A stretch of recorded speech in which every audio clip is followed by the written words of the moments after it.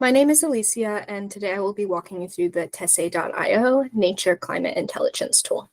So to start off, nature and climate have previously been very interconnected system, but treated separately in policy and business frameworks. Climate frameworks tends to address hazards and emissions, whereas nature frameworks are looking at biodiversity and habitats. However, the impacts of the two are deeply interconnected. Forests can regulate temperature, wetlands filter water, and healthy soils are able to store carbon. So when an ecosystem is restored, the climate resilience of an area increases. SMEs often have to navigate separate tools for these two, delivering fragmented insights, therefore increasing the vulnerability and decreasing long-term stability for the SME.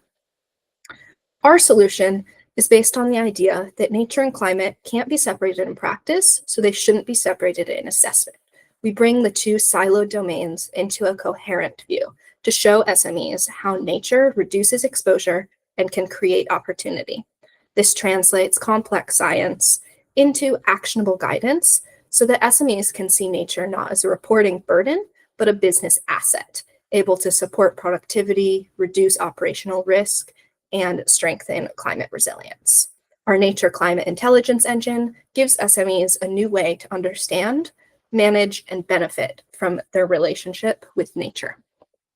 So I'll start by sharing my screen here with the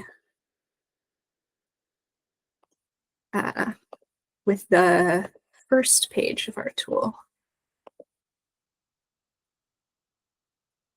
Great.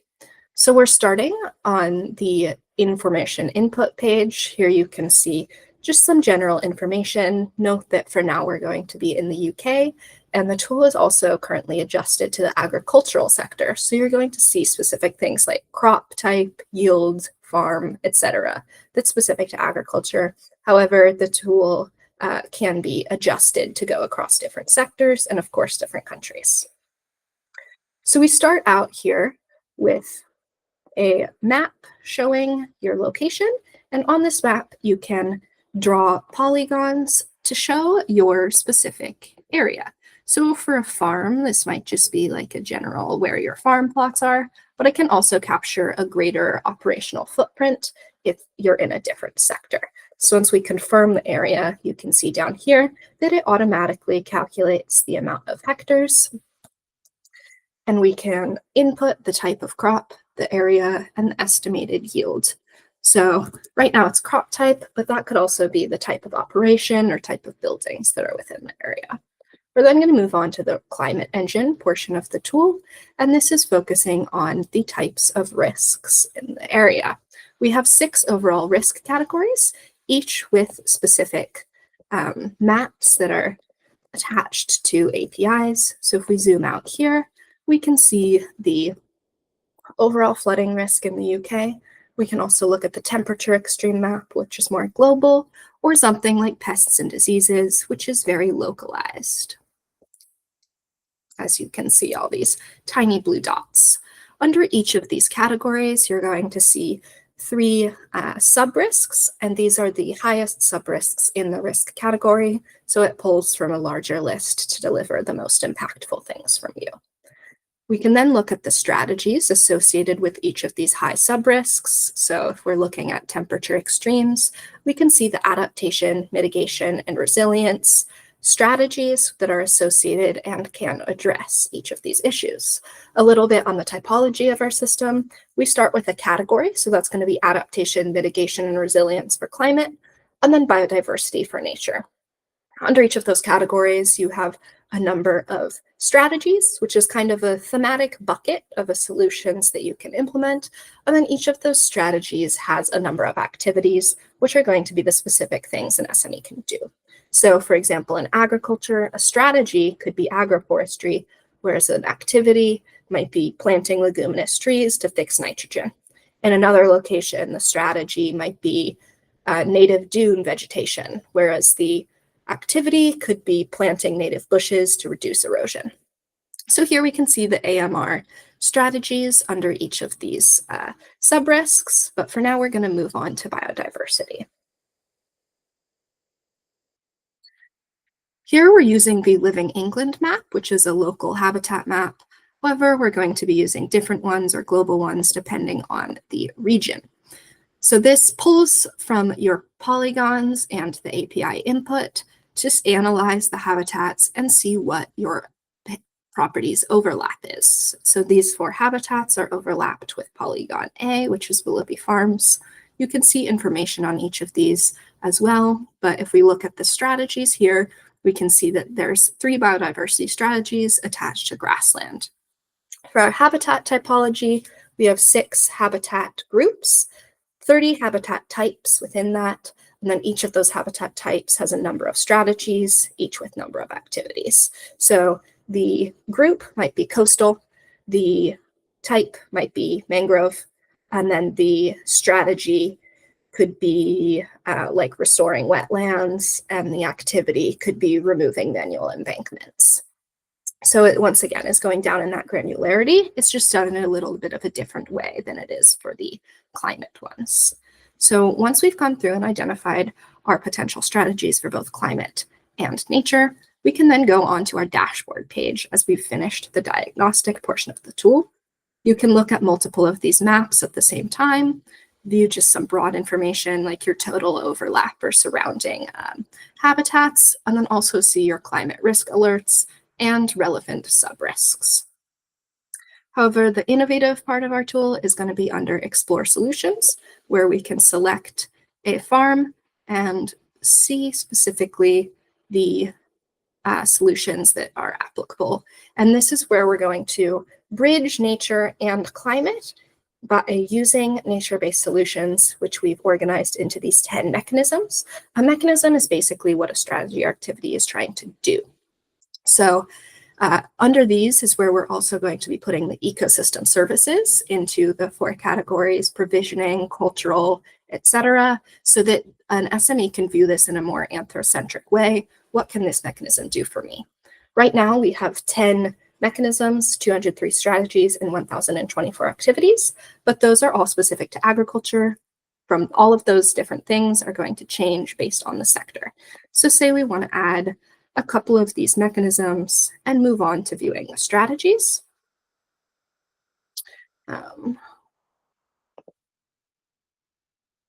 One moment, I have to plug in my computer.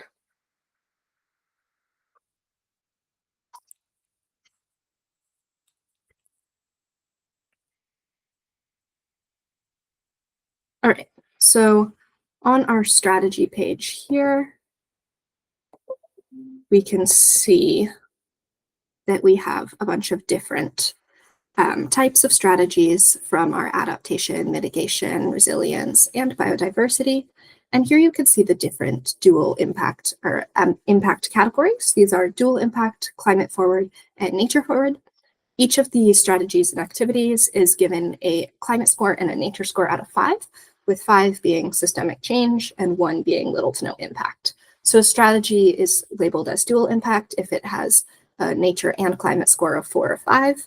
And then climate forward and nature forward shows that one of the scores are high, but the others are not.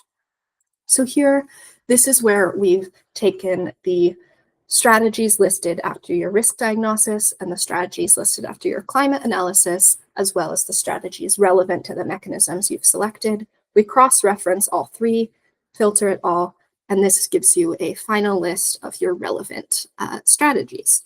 So here we can select a few that we want to explore, and then go through the activity selection process.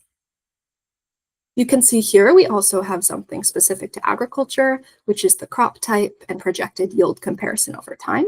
This is a way to kind of measure loss in agriculture, but it's going to be different based on the sector. So this might be operational days lost or projected damage cost. And the way we're doing that is measuring the projections over time of degrees Celsius increase, increased frost or heavy rain days, and then each of those has a sensitivity value tied to the crop types and each of the 1,000 activities to give you both the projected yield comparison on a basis and how it's going to decrease once you select those activities.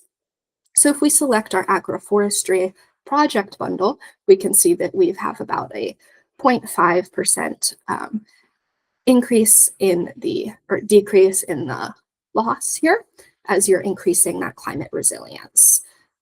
So each of these project bundles are kind of made options created by the platform as recommendations, but you can also create your own custom project by going through and selecting individual activities. We currently have an API bug issue on this page, but if you select the details button, you're going to be looking at something like this, which is going to be the long form and short form wiki cards for each of these. And here you can just get an understanding of the activity or solution, a detailed description, instructions on how to implement it, the anticipated impacts, both generally and to your specific farm or site, as well as an anticipated cost breakdown and budget, both for initial and maintenance budgets. You also have the attached metrics that are relevant to it and how that is expected to change. So it's a lot of information, but what's probably going to be most important to the SME is the budget breakdown and the anticipated impacts. So we can view that as we're selecting activities and bundles to see what an SME wants to select. As you can see, this impact can also be increased over time as we're increasing those projections. So this is the portion where we're addressing that risk, the climate risk, but we're about to move on to the nature opportunity, which is going to be done via biodiversity credits. Here we're using the UK biodiversity net gain scheme, but biodiversity credit schemes are going to be individual as they're highly regionalized and specific to location. But here you can see all of the activities that we've selected. If we zoom in on our property here, we can see that we have a number of activities, lots of information about them, and we can either suggest or draw onto the map where we're going to do it. So a nature solution isn't going to be implemented over the entire polygon or your entire property. It's probably going to be done in a specific area. So if we want to draw onto the map where we want to maybe make a habitat corridor, over here, we can draw a polygon, or maybe you don't know what you want to do, so you're going to suggest. Maybe you want to plant native grasses, but don't know where the best place to do it is. We can suggest on the map, and then it's going to suggest a location based on the habitat types. So then you can see that the two polygons you've drawn or suggested are going to appear down here with all of the individual variables associated with the biodiversity net gain scheme in the UK. But based on the calculated extent and habitat type, we can then calculate the units and the estimated value for the biodiversity credits in this region. So you can see that by employing these two activities in these two regions and applying for biodiversity credits with them, you can get an estimated value of around $1.7 million. So therefore, we're addressing both the risk with that yield loss or costs over time and the potential benefits and opportunities on a nature interface. So once we've done that, we can move on to creating with summaries. And this is just going to be a location where you're able to view all of it at once. So we can see all of that yield information, all of the mechanisms that you selected, both the ones that you selected and the automatically selected ones that were recommended, the strategies that you ended up going with for your activities, and then those activities that were in the bundle. So after you do this, you're going to go up here to create a project, which will allow you to formalize the project in the larger Tese.io platform, which takes you through data verification, MRV processes, and allows you to build relationships and trusts between SMEs and financial institutions so that these projects can be financed. It's also where you would create and view reports, which would be TNFD aligned to complete that LEAP approach. So with that, I'm going to stop sharing my screen and I will let you go. Thank you.